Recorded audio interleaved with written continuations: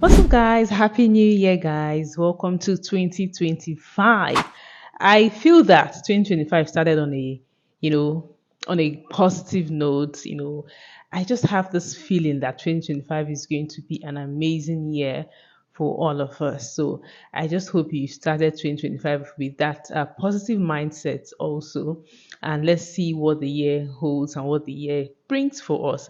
So, welcome to the new year. So, on today's episode, I thought to take you guys on a recap of 2024, everything, not really everything, but some major stories that trended and got people talking in Nigeria in 2024. So I just want to do a recap today before I get into talking about what is happening, how 2025 is starting, and the stories that are trending already in 2025.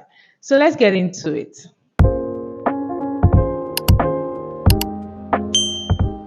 So January 2024 started with a slogan.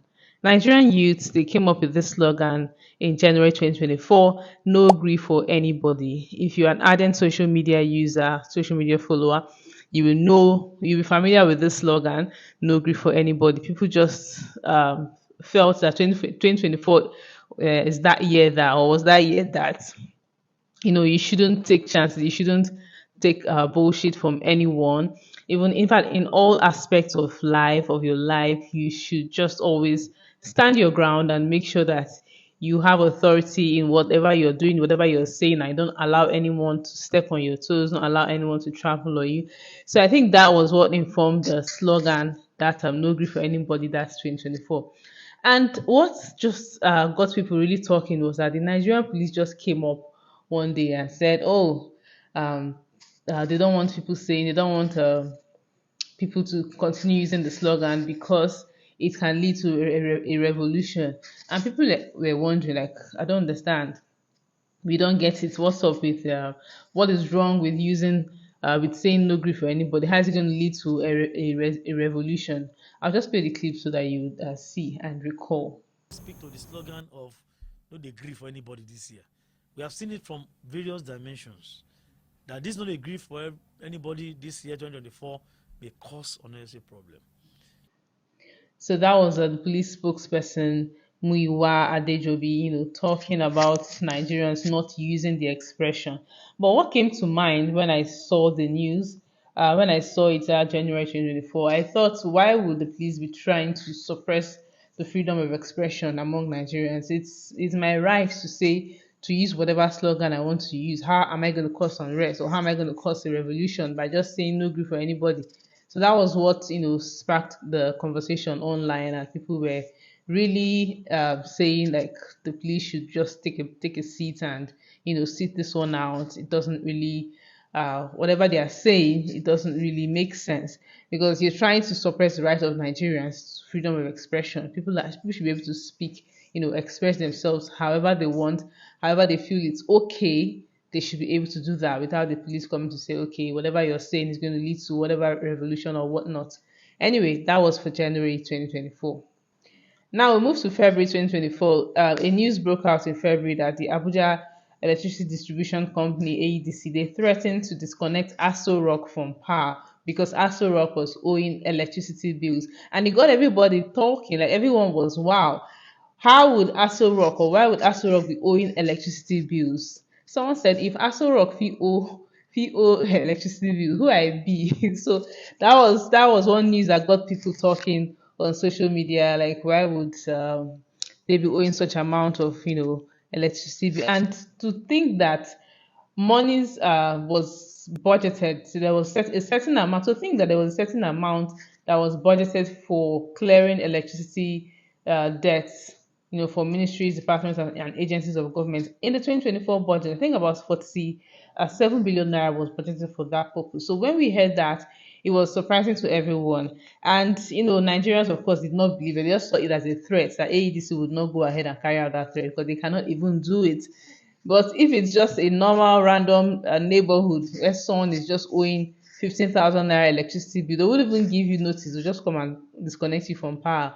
And anyway, to me, I just saw that as it just shows again the gap, the divide between those up there and those down here. So At the end of the day, they didn't go on with their threats, and I think I heard that the president approved a certain amount of monies for the electricity debt to be cleared.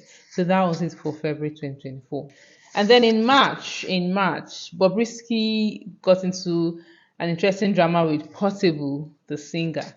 Bobrisky, he went for, if you remember the movie premiere, he went for where he was giving best dressed female, and it was as though that from that moment, it was just problems for Bobrisky. Portable was really pissed about that award. He said, "Why would an award for best dressed female be given to a cross dresser, someone who is male or dressing as a woman?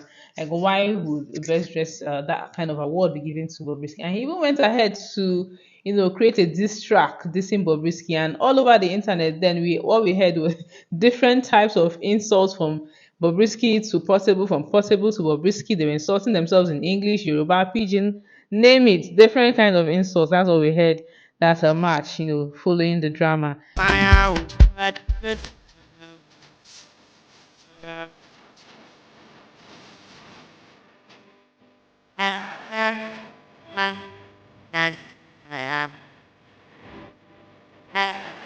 And that was about Bobrisky in March. That was the beginning of Bobrisky's Wahala in 2024.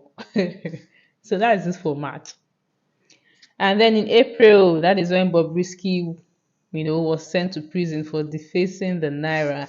He was sent to 6 months in prison for defacing the naira, for spraying naira notes at the party. And it was actually the same movie premiere party, I think, that was where he sprayed naira notes. And EFCC brought him in and remanded him in prison because it's actually against the law, against CBN, one of CBN laws, to deface, to spray naira notes at parties.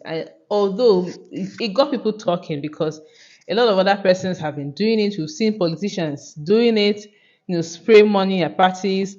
We've seen other celebrities do it. Many people, the Nigerians, do it a lot.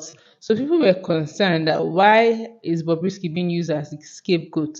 Why is he being sent to prison over this when other people have been doing it and nothing has happened to them?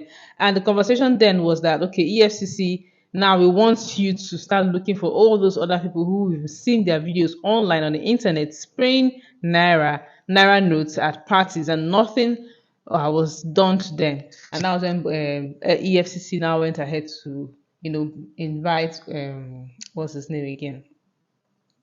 Cubana chief priest, for questioning and all that, but he wasn't detained like Bobrisky. I think he was able to pay bail or something. In fact, the issue was so controversial because people were asking, why is that? It's a bailable offense, so why was he not granted bail? Different things, different opinions surrounding the issue then. But that was one of the things that happened in April that got Nigerians talking. So I just thought to remind you guys. And then in April also, something happened. There was a hashtag that trended, justice for Namtira. It was a case of bullying in a secondary school. I think International School, Lead British International School, Abuja. And it was a case of Namtira Bwala. She was bullied by her schoolmate Miriam Hassan.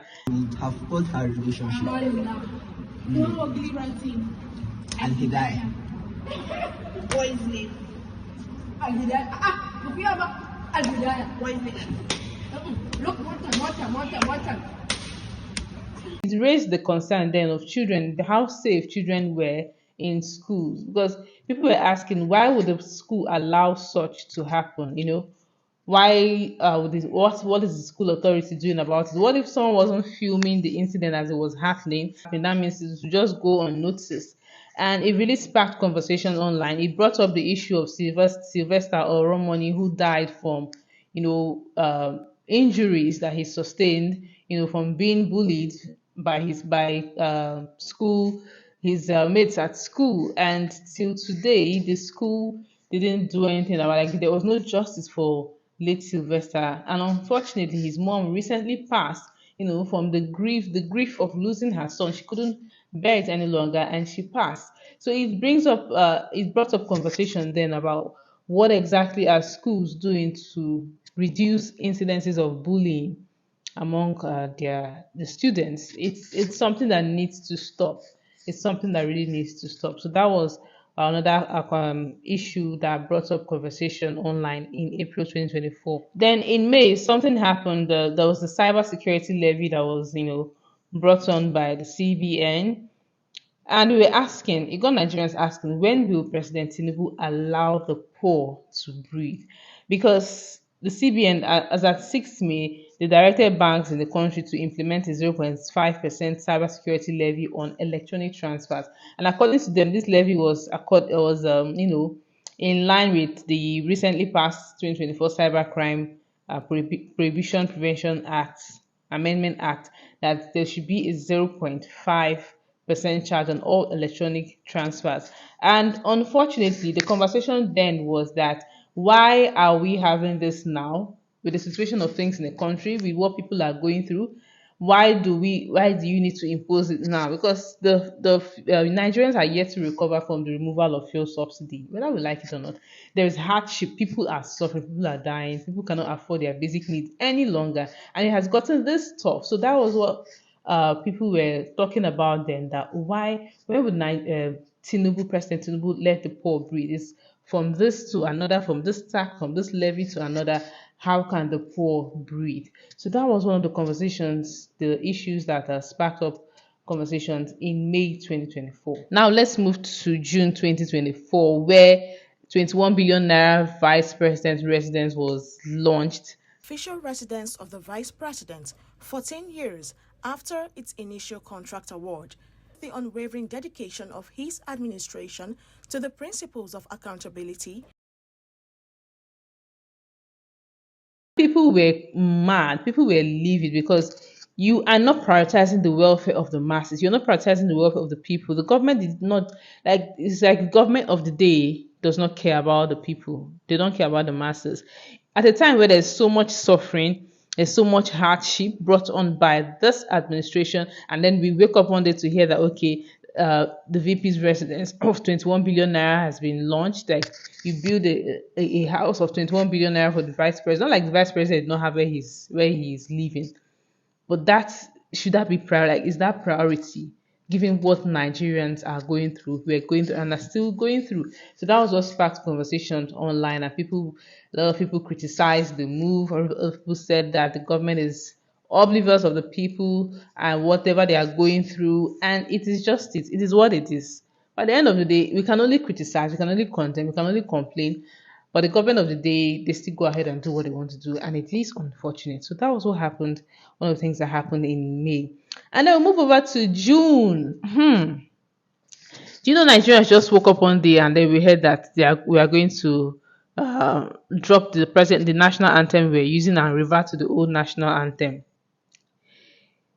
President Tinubu, as in, we just heard that the National Assembly has assented to the bill to revert to the old national anthem that was adopted first in 1960. And as in Nigeria, we hail and people were, the conversation was, around how is this a priority? Like, how were they so swift to pass this bill into law? Like, it passed through first reading, passed through second reading, and President Tinubu assented to it, and it was law. And then we were told that everybody must start singing go back to the old national anthem that was adopted in 1960. And people were asking, so the Nigerian Senate can be this fast in passing a bill, in passing a bill at the National Assembly, so they can be this fast. Like, how important, like, what's the importance of this bill that it was so swiftly passed? And it sent a message across to Nigerians then that the 10th Assembly is actually a rubber stamp assembly, because they just do President Tinubu's bidding. No one asks questions. No one, tries to speak for the people. Once President Tinubu wants something, they do it immediately. They just go, they do his bidding. And that was one of the things that, one of that was one of the things that people talked about. And people also asked questions that there are other bills that have been lying at the National Assembly waiting to be passed. Bills that will benefit the people. Bills like the Nigerian Police Act Amendment Bill, that would include state police. Bills like the Nigerian Shipping and Ports Economic Regulatory Agency Bill, bills like the National Health Act Amendment Bill, bills on human rights, other numerous bills, bills that will guarantee women's rights. These bills have been lying at the National Assembly without being passed. But then we just heard that a bill to change to revert to the old anthem has passed second reading, and immediately, like, there was no waste of time. So that was really what got Nigerians pissed. That people were saying, how is this a priority, given the economic challenges that Nigerians are going through? So that was one of the things that happened, in June. And then in June also, the government, I think basically in Lagos State, banned the use of single-use plastics. They said no more using single-use plastics, and then all this styrofoam and all of that. And this was because of environmental challenges. So trying to preserve the environment. I don't know how far the implementation of that policy has gone now, because the last I checked, people still use single-use plastics here in FCT Abuja. I don't know about the implementation in Lagos and how far that has been carried out, but that was one of the things that happened in June. And then in July, we heard that the federal government was distributing 740 trucks of rice to all 36 state governors or governments and the FCT. And people were like, why is rice the solution to every single thing? Like, why is that? When people complain, when you complain of poverty, hardship, hunger, the next thing is rice. There's no long-term solution to all of the problems that the masses are going through. It's just rice distribution. So that was what really got people talking. Like, why is the solution to everything rice? After people finish eating their rice, cooking and eating their rice, okay, what happens next? What is the next thing that will happen? And we need to even ask how many people even got the rice. If you got rice in your state or your local government, please let us know, so that we will know at least if people actually got the rice, or we just saw it as on the news as headlines, and there was no distribution actually, because anything is possible in Nigeria. So we need to actually know how many people got rights in their villages, in their local governments. Let's even know like what the state governors actually did with this rice that it was meant to be distributed according to, they were supposed to curb or help the hardship. How? Why not come up with sustainable solutions that would last beyond just that temporary moment, last beyond just taking away your hunger for that moment. 1,000 bags. When you ask people, did you get, they will tell you I only get one cup, 2 cups. So this was actually what sparked the conversation online. We're tired. Nigerians were tired of hearing that the government is always distributing rice to everything, rice, rice, rice, and so that was it in July. And also in July, unfortunately, very sadly, we Nigeria lost one of its greatest, singer, actress of all time, Onyeka Onwenu. She died at the age of 72. She died while she was even just after a performance at a birthday party. That was when she passed, and it really threw everyone into mourning, because she had a huge career, a very interesting, robust career, film, journalism, music, film, politics. In fact, she had a lot of things going on for her. She was a legend. She was a legend. And unfortunately, she passed in July. May her soul continue to rest in peace. And then we moved to August. In August, starting from August 1, there was a nationwide protest over hardship. If you're paying attention, you know that I've been talking about the hardship in Nigeria, because it is what it is. There was a protest, and the hashtag end bad governance protests. It began in August, 1st of August, all over Nigeria, due to hardship, caused by Tinubu's recent reforms, by his policies. And the demonstration actually led to curfews in different states like Kano, Jigawa, Yobe, Katsina. Even though, yeah, Nigerians were trying to pass a message across with those protests, but unfortunately, some protest hijackers, like we call them, they definitely hijacked some of the protests and caused, which resulted in violence, destruction of properties, and all that. But it just goes back to what I keep saying: systemic failure, the failure of governance to do what is right, to take care of the security and welfare of the people is the government's responsibility according to the constitution. So if it has gotten to this point where people have to come out to protest because of hunger, because of hardship, then you know that there is something the government is not doing right, which they have refused to accept. And it is quite unfortunate because as we stand, it is even getting worse and worse. Beans 1 mood is 3.5. Oil is 2,000. Garri is 1.5. My children can yesterday I have to pay for the one I'm holding before and buy another one for my children to eat. I cannot tolerate it anymore. We no fit buy garri wey we dey do by ourselves. Garri wey my mama dey do. Garri wey my mama dey do for village. I no fit buy garri. Free. I dey Abuja, I no fit buy garri again. What you want is a good Nigeria. But let's hope that we just have to keep hope alive and hope that something somewhere is going to change very soon. We have to keep hope alive. Also, in August, we saw boat war between Nigerians and South Africa. You all know that, a lot of us know that there's always social media war between Nigerians and South Africa every now and then. I think the last was with Chidima Adesina's win as with her emergence as second runner-up at Miss Universe 2024. So there's always this war clash between Nigeria and South Africa on Twitter. And this time around, it was a boat war. And it was a South African that started it, ordered a ride from Nigeria and got the person, coming all the way, trying to drive, try to locate, okay, where this ride coming from. And then the person, you cancel the ride. And then it escalated when Nigerians got to know about it. They said ordering boat rides from South Africa, while South Africans were ordering boat rides from Nigeria. And it got drivers really confused, and the whole site was jam-packed. People that really wanted rides, genuine people who wanted rides, they couldn't get rides. Riders that were trying to earn their monies, trying to make money, they couldn't make money that day. It got really bad that both had to pause. Both had to restrict intercountry requests. It got that bad. But what I really took from that incident was the energy with which Nigerian youth, South African youth really put into that. I saw it as, I don't know. I saw it as really messy because South Africans and Nigerians, we are both united in victimization from our leaders.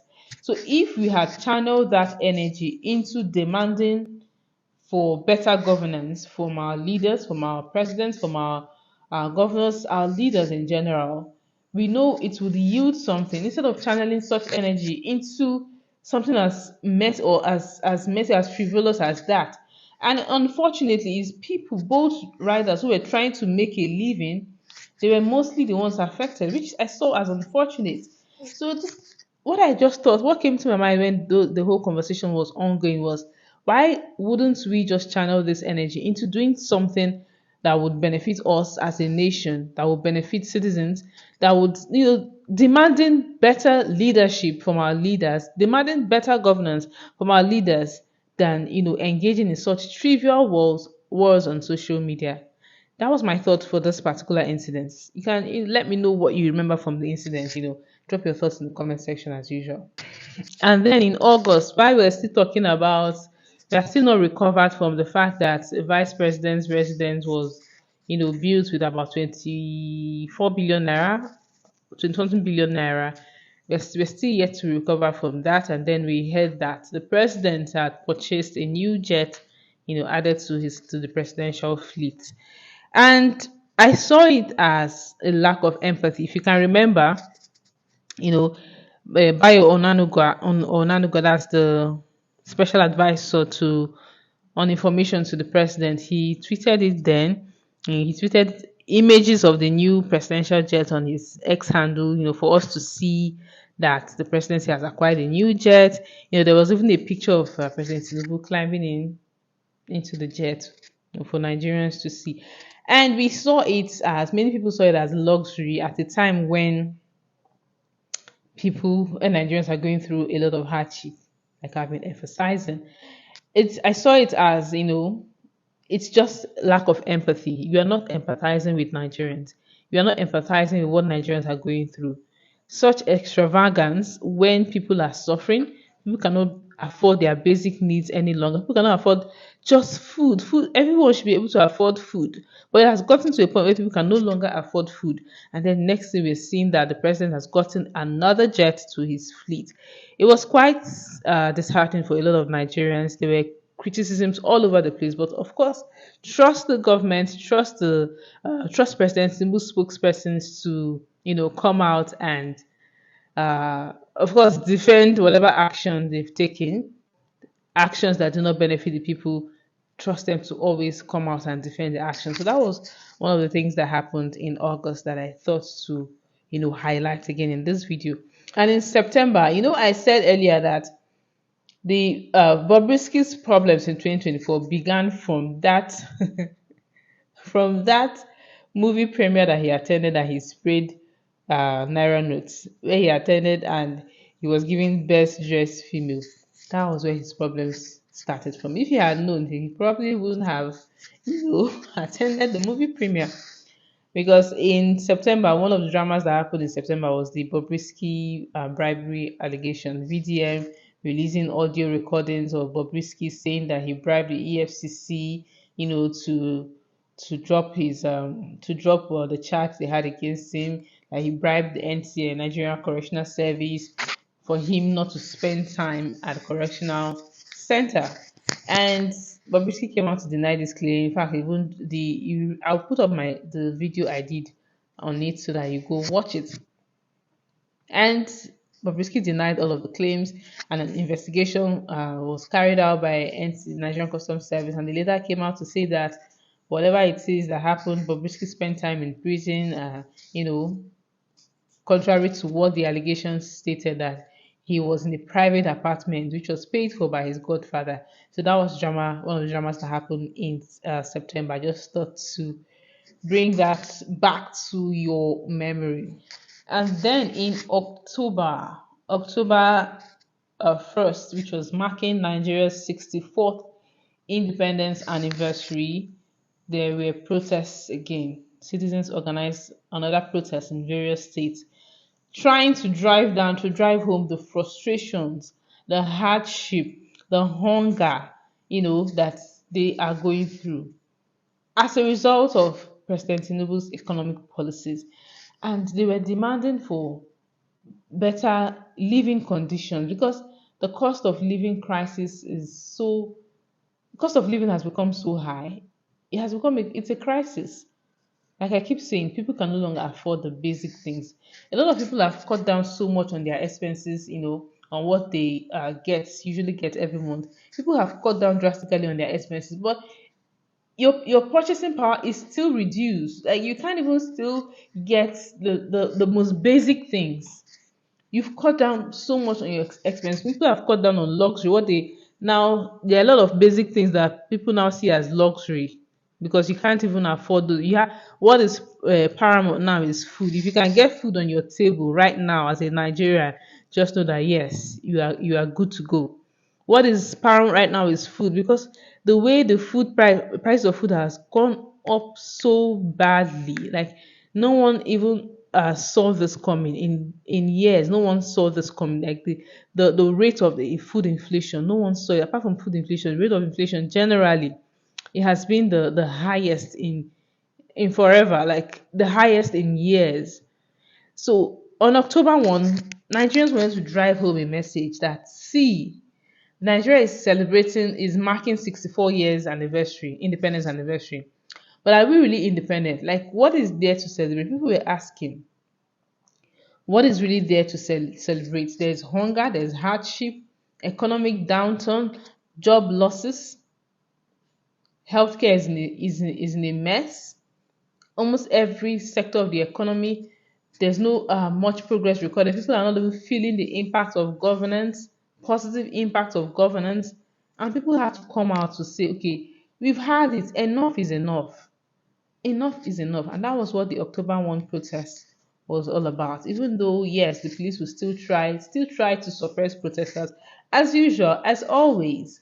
But then the message was passed that this is getting out of hand. Nigerians are suffering. Nigerians are dying.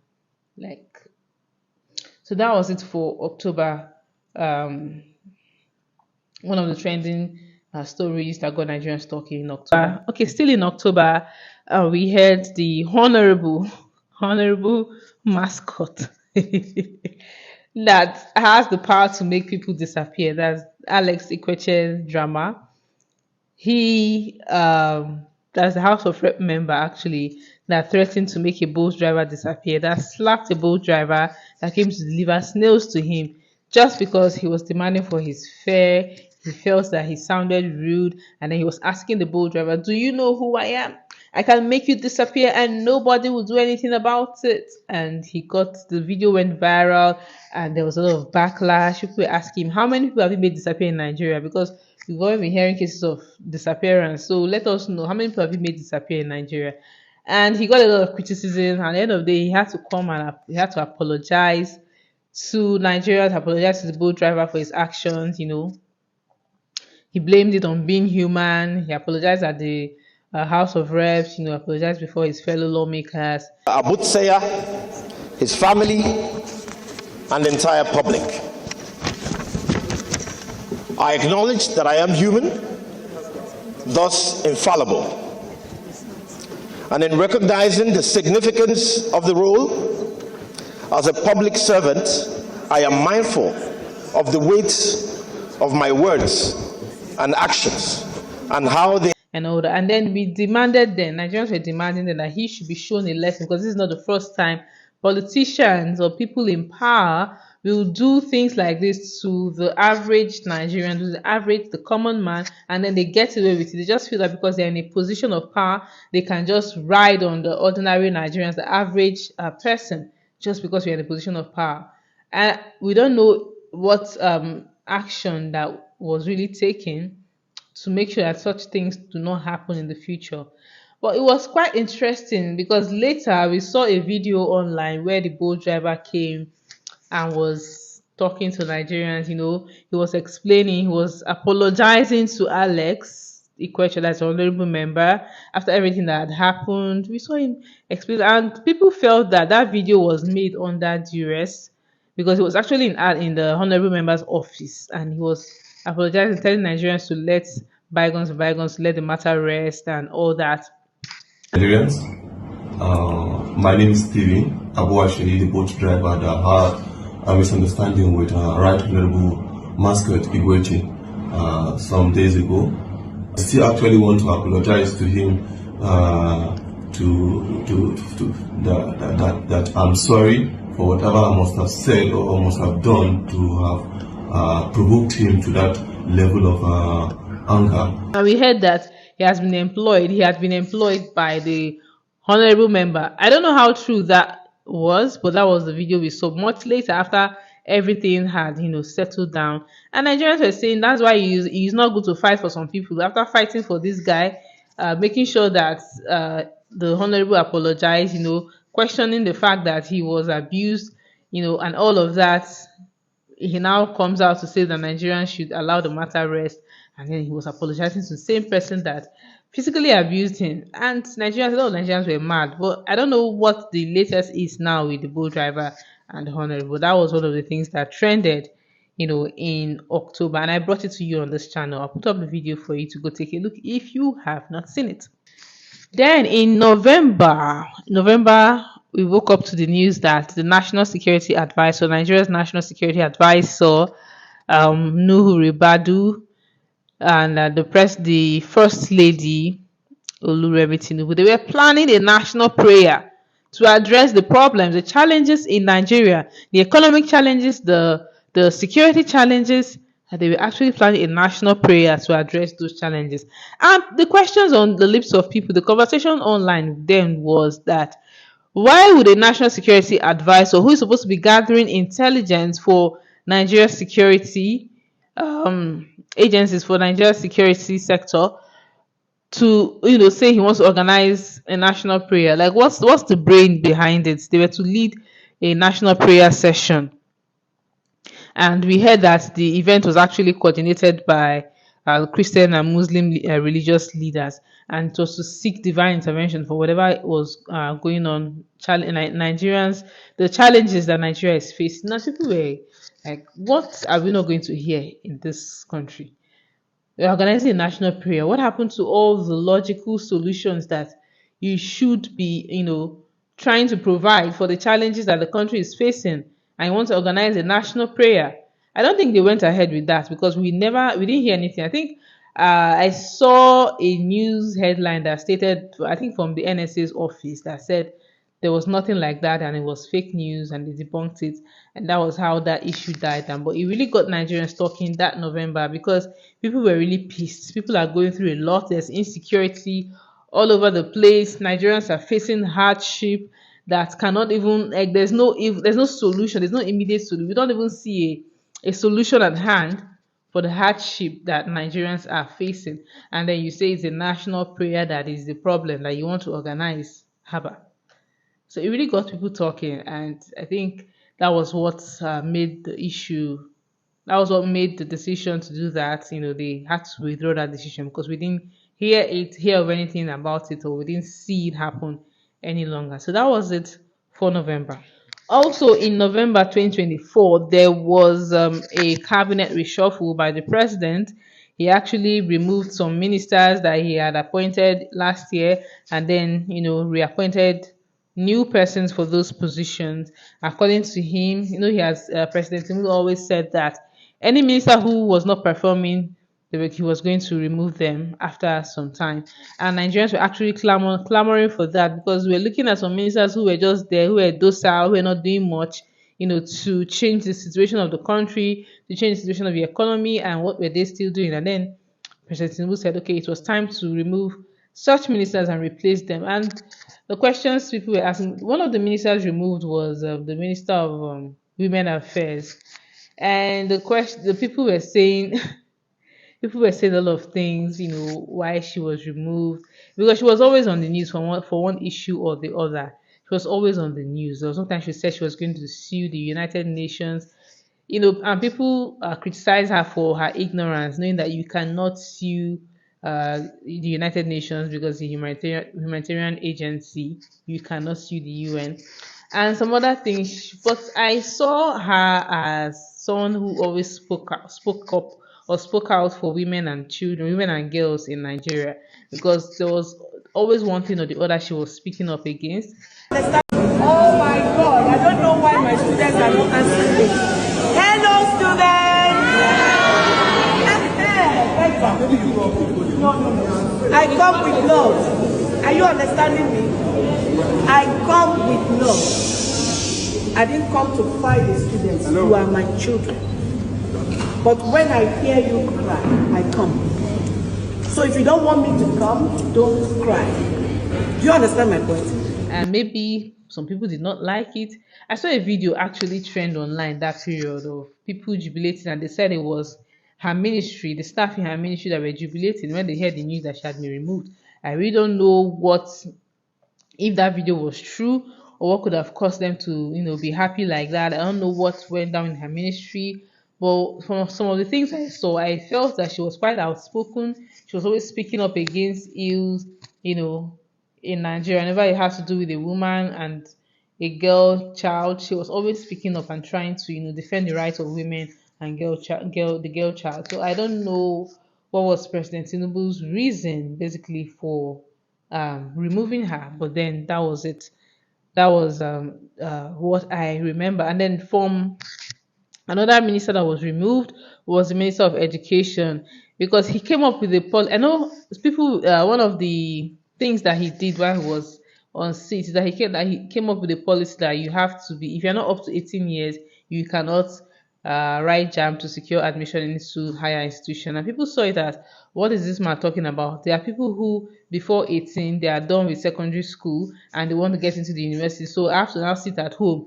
If I'm not up to 18 years and I'm done with secondary school education, I have to sit at home and be waiting until I'm 18 before I can write jam and gain entrance gain admission into university. And a lot of persons criticized that policy.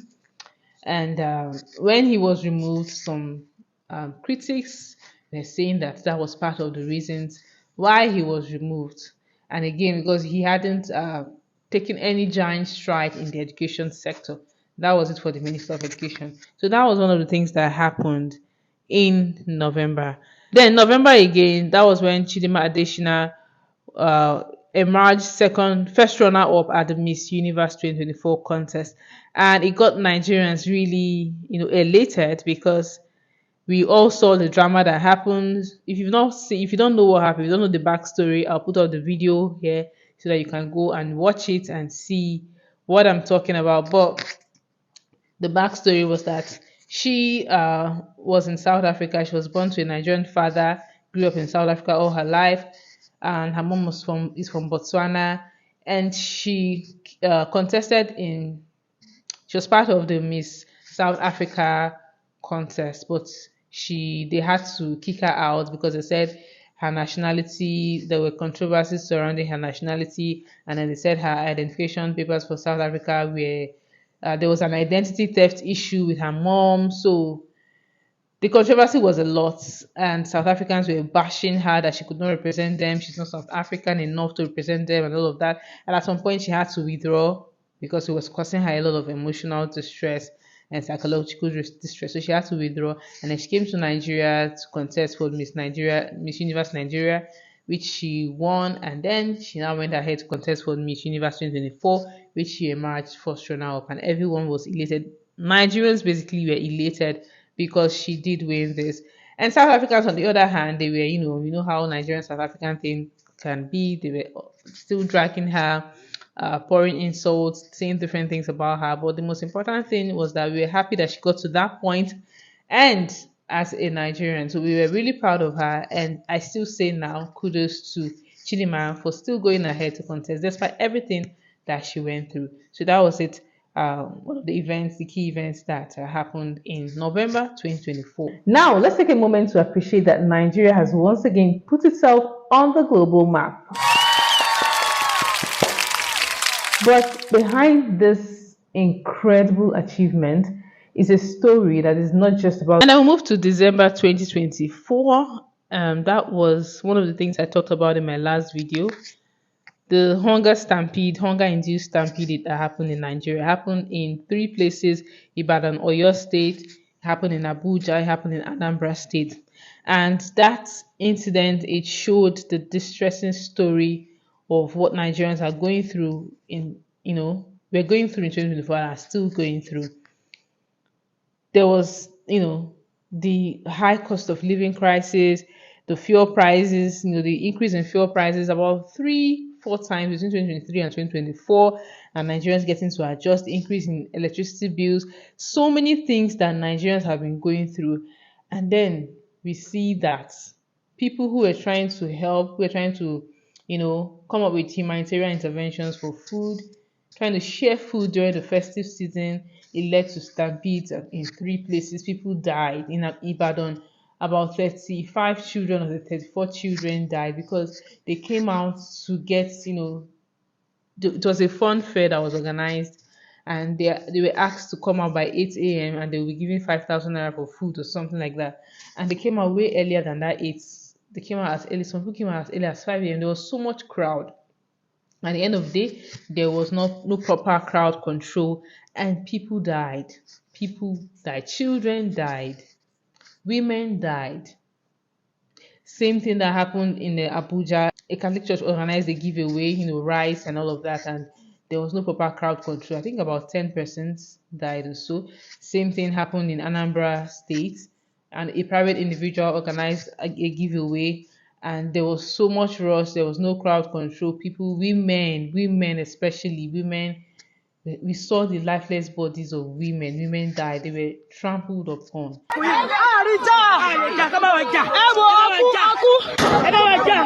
need help. Come on. Hungry in this Nigeria. Everybody needs food. Every Nigerian needs food. We need help. We need help. Come on, see a lot of people that die. The woman. How did it happen? They just opened the gate. In this morning, everybody just rush out. Then some people fell. Then they now started marching some people. They marched them to death. And while, yes, we say that the organizers, yes, they were trying to help, but they could have done better in, having proper crowd control. They could have done better, actually.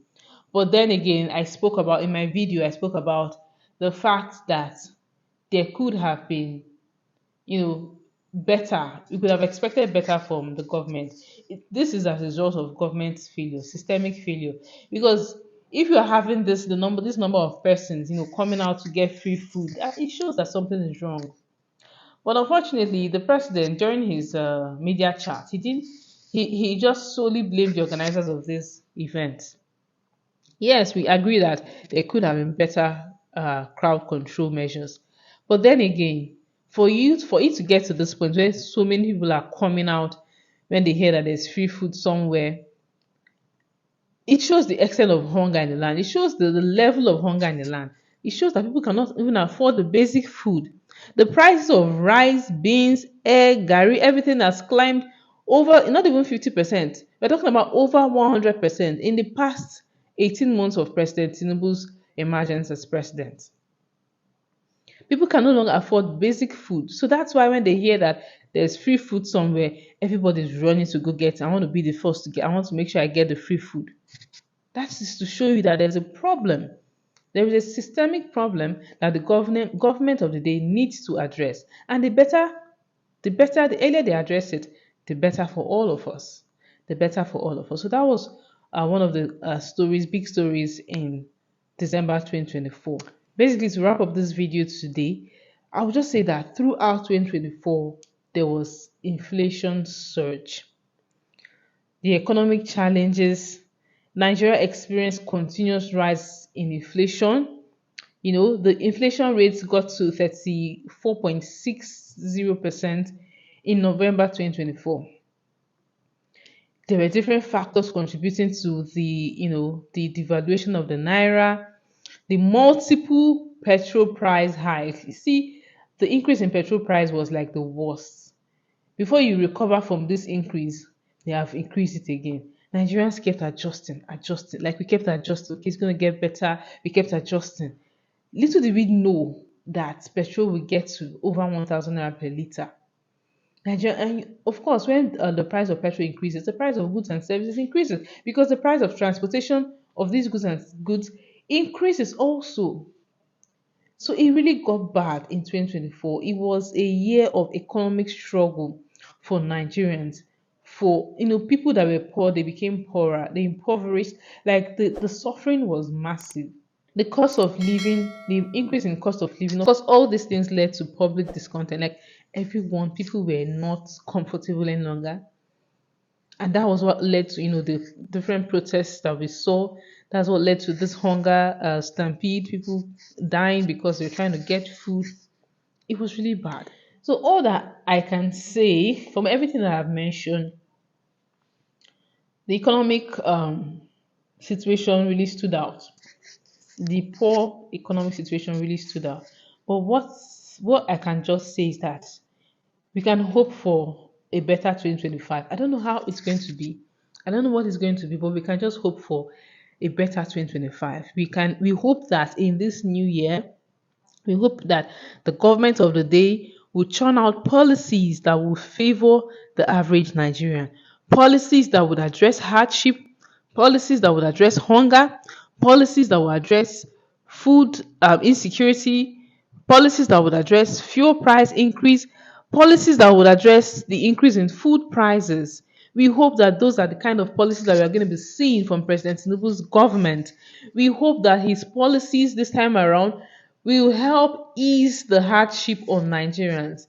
This is 2025. We know that very soon now when it's 2026, they'll start planning for their next election. We just hope that this year there will be more focus on the needs of Nigerians.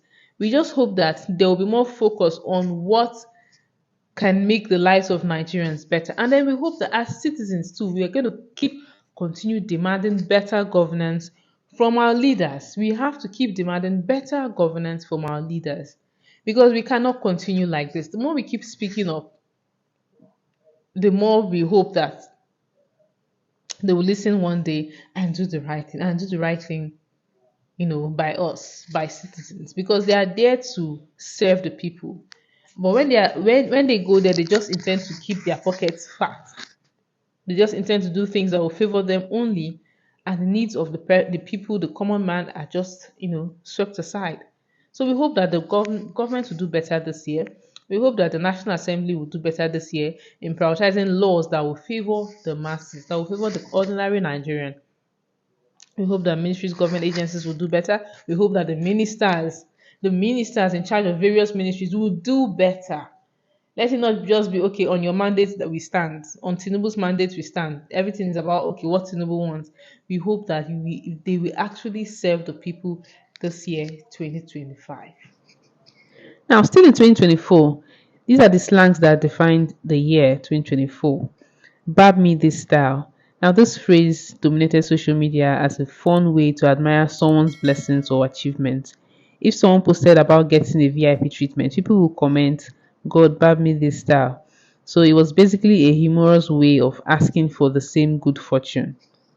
Another slang that dominated social media in 2024 was go warm eba chop. Extra eba. Give her extra eba. Nigerians love sarcasm, and this phrase was the ultimate clapback. Instead of telling someone to shut up, you just simply say, go warm eba chop. It's a playful but slightly dismissive way to tell someone to go and find something better to do. Another slang that dominated the social media space in 2024 was steeze and composure. And this came about with the Ojude Oba festival. Steeze became the word for style, elegance, and confidence. But steeze wasn't complete without composure, the ability to stay calm and graceful under pressure. A viral photo of young Kanayo Okanayo in a black suit and a retro hairstyle made this phrase even more iconic. Another slang was Reese. It was borrowed from international slang, Reese, and it describes someone's ability to attract others effortlessly. If you had charm and confidence in 2024, that means you had Reese. That's RIZZ, Reese. Then another slang or another phrase that dominated social media in 2024 was, now this brain you dey use crossroad. This was a sarcastic phrase that blew up on TikTok. It means, is this the brain you use to cross the road? It's a perfect way to call someone out when they are doing something foolish. Another slang was OS. In 2024, OS wasn't about operating systems. It became a slang for prostitutes.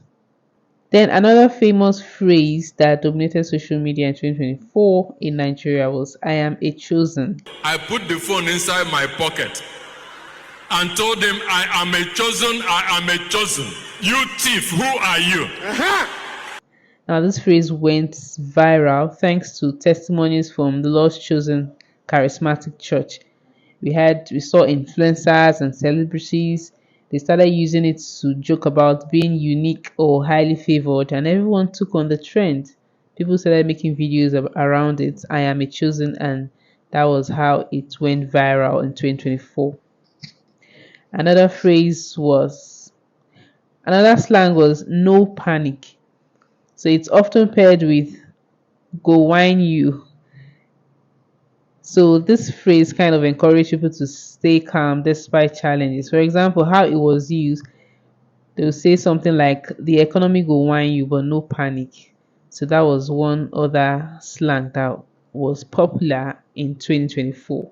And then T-Pain. If you are Nigerian, you should know that T-Pain, when we say T-Pain on social media, we're not talking about the American musician. We're talking about the president. In Nigeria, T-Pain became a slang for President Bola Tinubu and the economic hardship under his administration. So it sparked a lot of memes, a lot of jokes, and it reflected real frustrations about the economy. So many people on social media refer to President Tinubu as T-Pain. And then another thing to look at from 2024 was the top entertainment stories of 2024.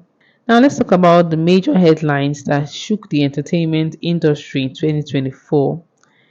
We had Bobrisky's prison drama. Of course, I've talked about that earlier. He made waves after being arrested for naira mutilation, and the drama started in March when he or she won most dressed female at a movie premiere. So it sparked debates about morality, about the law. I mentioned that earlier. Another top entertainment story of 2024 was music star Kaid when he had health struggles. He faced a tough battle with an undisclosed illness. His condition became public after Sidney Talker shared the news, and fans quickly rallied support for his recovery.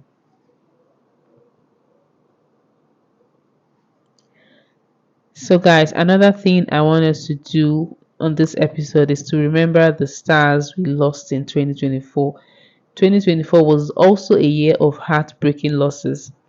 So, I'm just going to take us back and remember some of the legends we lost in 2024. Junior Pope, we lost Junior Pope in 2024. He actually died, he tragically passed in a boat accident while filming a movie, and it came as a shock to everyone, and it was quite sad. So he was one of the persons we lost in the entertainment industry in 2024. Another entertainment icon we lost in 2024 was Mr. Ibu. Mr. Ibu was a Nollywood comedy icon. He passed on after a long illness. May his soul continue to rest in peace. Another person we lost in 2024 was Sisi Quadri. He was a celebrated figure in Yoruba cinema. Another person the entertainment industry lost in 2024 was Aduke Gold. She was a gospel music sensation. We lost her in 2024. And I mentioned this earlier, we also lost the legendary singer, actress, and journalist Onyeka Owenu. She died just shortly after a performance in 2024, June 2024. May she rest on. Then we lost another Nollywood powerhouse, Amechi Monago. If you grew up watching Nigerian movies, you know Amechi Monago. He was very well known in Nigerian epic movies. We lost him to sickness. I think it was diabetes. May his soul continue to rest in peace. And then another person we lost in 2024 was former Access Bank CEO Herbert Wigwe. He died alongside his wife and his son. That was such a tragic loss, and it took everyone by surprise. May their souls continue to rest in peace.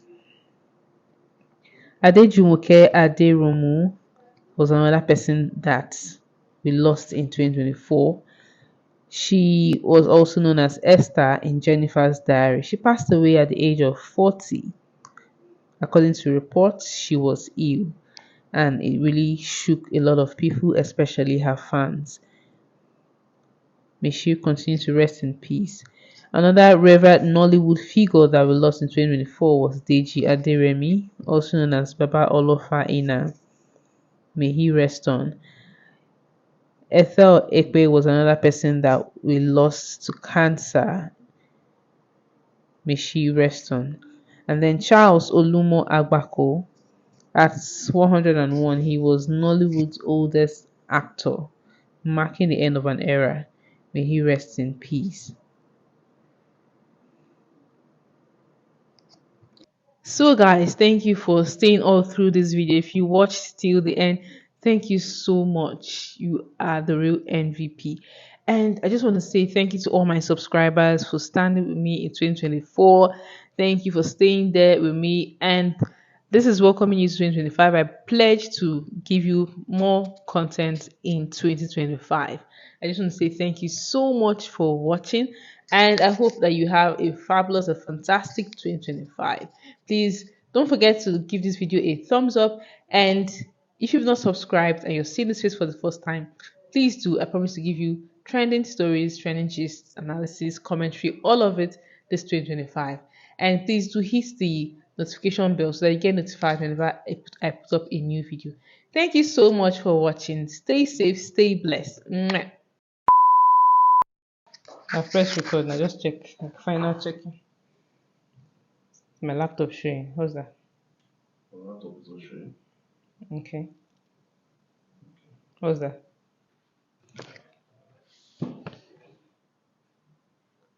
Hi. Hi.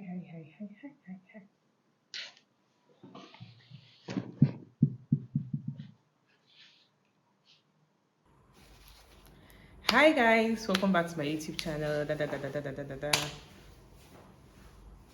Yeah, got it. It's okay like this.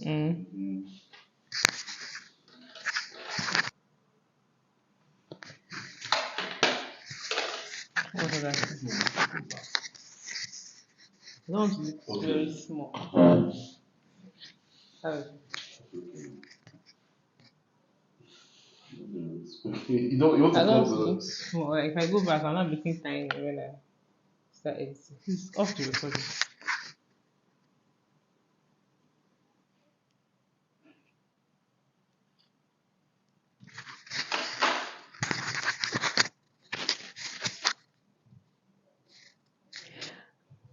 What's up, guys? What's up, guys? Happy New Year, guys! This episode of this so because South Africans and Nigerians were both united in victimization. Oh, Really?